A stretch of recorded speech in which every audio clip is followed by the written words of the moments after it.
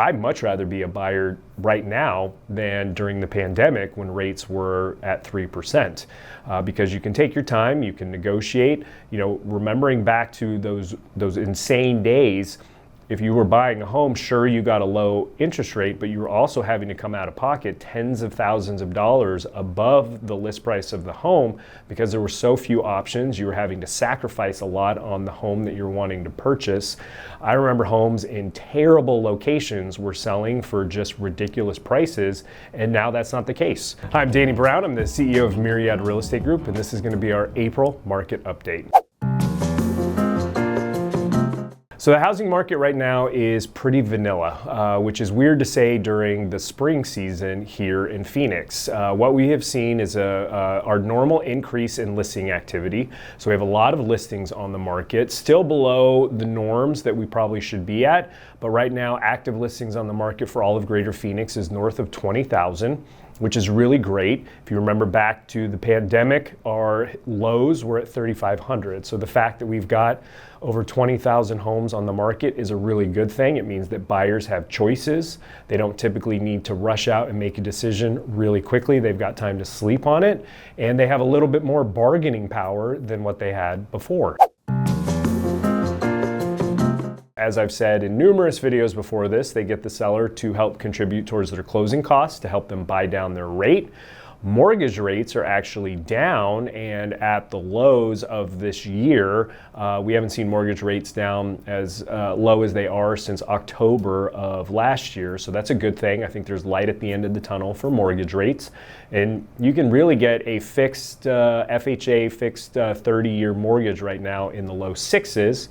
We get a little bit of contribution from the seller, and all of a sudden you've got a mortgage rate in the fives. Buyers have a lot more options than what they did when mortgage rates were at 3 to 4%, right? So it's a much more functioning housing market, especially on the buy side, where you can get a lot more things done, repairs. It's just more pleasant for buyers as a whole.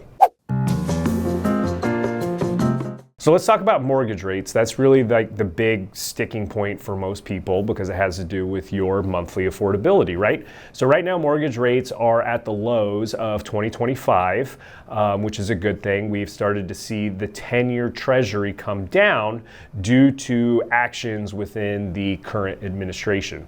This has to do with all the tariff talk, on again, off again. When tariff talk is and tariffs are placed, a lot of people flee from stocks, go into bonds, and when they go into bonds, that rate actually comes down because it's based on supply and demand. So as that rate falls, mortgage rates come down. Also, this administration is very aware that mortgage rates are too high. So they are very focused on getting the 10-year down because they want to increase the affordability for housing by lowering those mortgage rates. So I think there is light at the end of the tunnel of where mortgage rates are.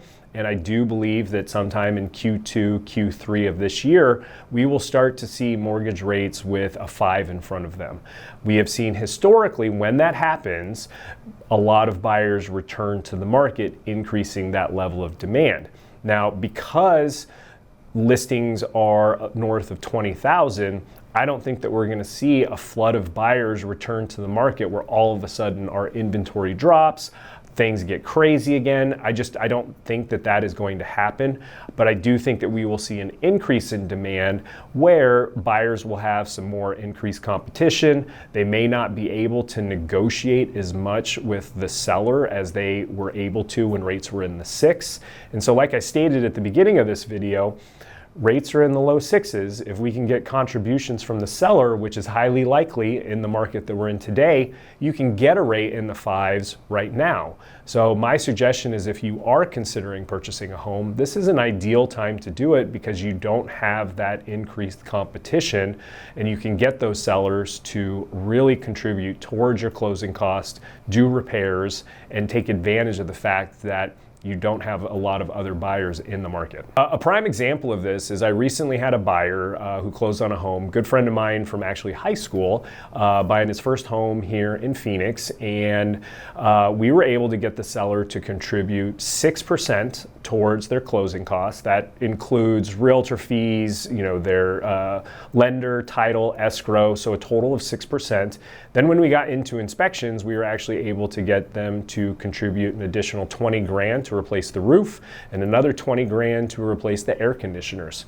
In a different market, we would not be able to get all of those things out of the seller. So it really matters, kind of market timing, if you will, and negotiating and getting those sellers to do those things in order to actually sell the home so that they can get out of it. Those things will disappear if mortgage rates improve and we see a slight uptick in that level of demand. So what can buyers expect as we move forward in the spring selling season? I think that we might see a late spring push, right? So we are headed into the month of April. Usually the busiest time in Phoenix for real estate is that March-April timeframe. And so as we head into April, that might get pushed back a little bit as these rates have softened. So we might see like an April-May push in terms of, buyers coming to the market and purchasing real estate. As of this recording, I think that the highs today are going to be 98, which is really unfortunate. But as we get into the months where we hit triple digits, we do see a pullback typically in the market where there's less shopping. But I do think that this spring season might be elongated, if you will, or be pushed later in the season just because of where rates have been at. So as that affordability increases, buyers will start to see a little bit more competition in the market.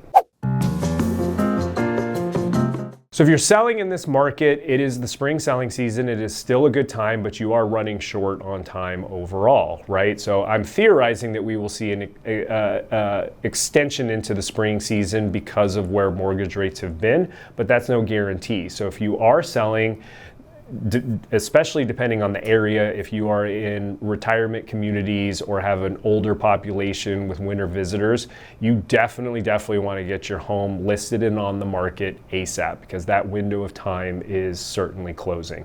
If you're not in one of those markets, you do have a little bit more time, but sellers need to expect longer days on market. The days of listing a home on a Thursday or Friday and selling by a Monday or Tuesday are over. It's going to take 30, 60, 90 days to sell your house. If your home looks good and is priced accurately, you will get activity. If your home needs work, expect longer days on market because there are fewer buyers out there who are willing to put in the effort or the work to fix up the house. I go on a lot of listing appointments and so many sellers use the excuse like, oh, well, what if I put something in that the buyer doesn't like? Well, I mean, you're going to need to upgrade the house. You need to make it look presentable. If the house needs painted, paint it. If it needs new carpet, put in new carpet, right? You need to do some of these things in order to get your home the maximum amount of exposure to impress or to be desirable to the largest audience, right? Now, of course, it needs to be within your means, so I'm not suggesting that you spend, hundreds of thousands of dollars upgrading your home, but working with the right agent can instruct you on what updates will be the most impactful, right? So the best ROI or return on your investment, because that stuff matters, especially in this market where there's increased competition, buyers have choices, and honestly, most buyers right now do not want to do any work. That pool of buyers is very small, which is why you can expect longer days on market and need to price the home somewhat aggressively. So something that we do for our clients is we call it our Home Seller Plus program. We can actually come in so it doesn't hurt your cash flow and we can cover the cost of those updates. As long as you have equity in the home, we will front you the cost of those upgrades, and then once the home sells, we pay ourselves back dollar for dollar. There's no markup, there's no interest. It's just to help you, the seller, with your own cash flow to help you get a higher return. So if that's something that you're interested in, definitely let me know and I'd be happy to answer questions on that. So I think things to watch out for is going to be continuing to watch the unemployment rate. So, right, inflation is pretty much handled. They're trying to do that last push to get us down to that 2%, that phantom 2% number. But unemployment, it matters more. So watch the unemployment rate. This next month's unemployment numbers are going to be super interesting because that's where all the Federal Reserve layoffs come into play. The last unemployment report didn't reflect any of that. So it's going to be interesting to see if we see an increase in that level. as the unemployment rate goes up, we will see mortgage rates come down. If the unemployment rate remains the same, we're going to need to watch and see what the administration and federal government do to impact mortgage rates. Like I mentioned before, they're very focused on getting those rates down. They've got a new head of Fannie and Freddie that is focused on that. The new Treasury Secretary is focused on that. So they are going to start implementing things to bring those mortgage rates down. And as I mentioned, when rates get into the fives, we have seen it play out. It's happened with the builders continuously, and it's happened in the resale market that when rates get into fives, we see a return of buyers to the market en masse. That really increases their affordability. So pay attention to those things. Pay attention to what mortgage rates are doing.